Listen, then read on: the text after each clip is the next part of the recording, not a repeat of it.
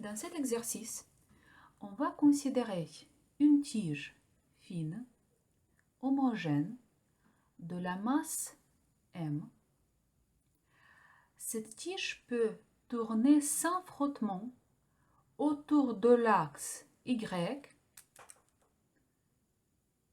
Donc l'axe Y perpendiculaire à cette feuille.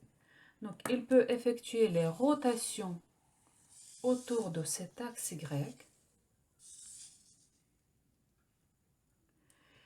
Il y a également un fil AB inextensible dont la masse on va négliger de la longueur AB telle que AB égale à la longueur de cette tige. Et à l'équilibre, l'angle BOA égale à alpha. Donc on connaît la masse de la tige, on connaît alpha, le système est à l'équilibre et on cherche à calculer la tension du fil AB, donc on cherche à calculer la tension, ainsi que les composantes de la réaction subie en haut par la tige OA. Donc là, les composantes de la réaction. Déjà, donc, on cherche la tension et la réaction au point O. Première chose, c'est de choisir le système d'étude. Et il faut choisir le système d'étude tel pour lequel les forces inconnues seront les forces extérieures. Dans notre cas, c'est la tige. Donc, le système, c'est la tige. Ensuite, donc, le repère est déjà introduit. Nous avons introduit déjà le repère. Nous avons X, Y et Z. Et pour notre système d'étude, on va présenter toutes les forces extérieures. Alors, comme les forces extérieures, nous avons le poids appliqué au milieu de cette tige. Nous avons la tension de fil. Donc la tension de fil est toujours dirigée du solide vers le fil, vers le point de fixation B. Et nous avons la réaction au point O. Vu qu'ici nous avons la fixation de type pivot, donc cette tige peut effectuer la rotation autour de l'axe EY. Donc dès le départ, on ne sait pas ni le sens ni la direction de cette réaction. Ce qu'on sait, vu que cette tige effectue le mouvement autour de l'axe EY, que cette réaction aura deux composantes. Une composante en X et une composante en Z. Donc je vais présenter cette réaction. Voilà, donc je vais choisir le sens et la direction de façon aléatoire. Je ne connais pas dès le départ ni le sens ni la direction. Et maintenant, il faut que je décompose mes forces dans mon repère. Alors, déjà, le plus simple, c'est la réaction. Donc, la réaction, nous avons dit, a deux composantes. Rx, Ex, plus Rz, Ez. Donc, les deux composantes, voilà. Ensuite, le poids. Le poids a une composante, qu'une seule composante. C'est moins EZ. Le sens et la direction, c'est moins EZ fois mg. Maintenant, en ce qui concerne la tension de fil a deux composantes. Donc, on va décomposer la tension.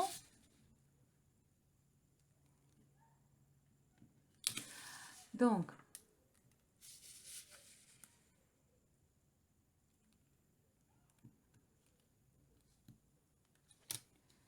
une composante en X, qui est là, et l'autre composante en Z. Juste là. Et maintenant, il faut que je détermine ces deux composantes. Alors, qu'est-ce qu'on sait? C'est que nous avons le triangle BAO qui est un triangle isocèle. Donc nous avons l'angle alpha ici et un autre angle alpha ici. En effet, donc OA est le même que BA. Dans ce cas, l'angle qui se trouve au sommet principal, ça sera pi moins 2 alpha. Dans ce cas, l'angle qui est juste là, je vais appeler cet angle bêta. L'angle bêta égale à pi moins 2 alpha divisé par 2. Donc j'aurai pi sur 2 moins alpha. Et maintenant, je vais calculer les deux composantes de la tension du fil. Donc la composante en x, le sens et la direction, ça sera moins EX. Et la projection, ça sera T cosinus bêta. Ensuite, la composante en Z, donc positive, plus EZ. J'effectue la projection, donc ça sera T sinus bêta. Égale moins EX T de cosinus pi sur 2 moins alpha plus EZ sinus pi sur 2 moins alpha. Donc cosinus pi sur 2 moins alpha, ça sera sinus alpha. Sinus pi sur 2 moins alpha, ça sera cosinus alpha. Et je vais réécrire donc la tension de fil à deux composantes, moins EX T sinus alpha plus EZ, j'ai oublié bien évidemment ici T cosinus alpha. En fait, nous avons pu voir que l'angle alpha, il est juste là, donc c'est le même angle que alpha ici. Bien. Une fois nous avons décomposé ces forces, donc je vais établir l'équation. Donc ça sera Rx EX plus RZ EZ moins EZ MG moins UX T sinus alpha plus EZ T cosinus alpha égale à 0. Et je vais décomposer cette équation en deux, donc le long de EX, les composantes en EX et les composantes en EZ. Donc, je vais considérer les composantes en EX d'abord. Nous avons Rx, nous avons moins T sinus alpha, donc Rx moins T sinus alpha égale à 0. Maintenant, les composantes en Z, donc Rz moins Mg et T cosinus alpha.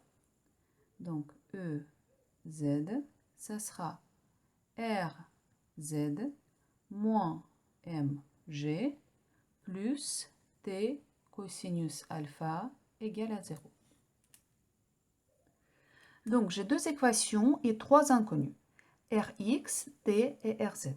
Donc, il faut que je établisse une troisième équation. Et pour cela, je vais utiliser l'équation pour les moments. Alors, comme le point par rapport auquel je vais calculer les moments, je vais choisir le point O. Comme ça, j'aurai deux inconnus de moins. Parce que le moment de la réaction, vu que la réaction est appliquée au point O, sera nul. Et j'aurai dans mon équation pour les moments qu'une seule inconnue, c'est T.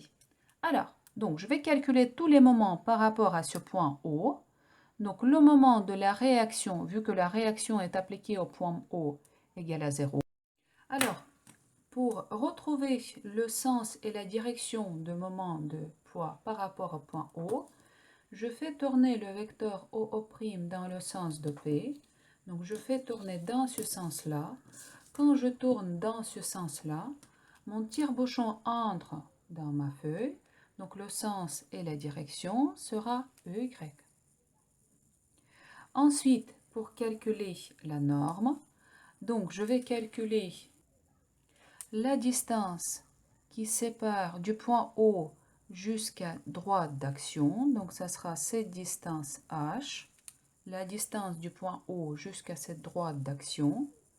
Et pour calculer cette distance, donc je prends OO', l'angle alpha est là, donc mon OH c'est OO' fois sinus alpha, fois la norme de poids, mg.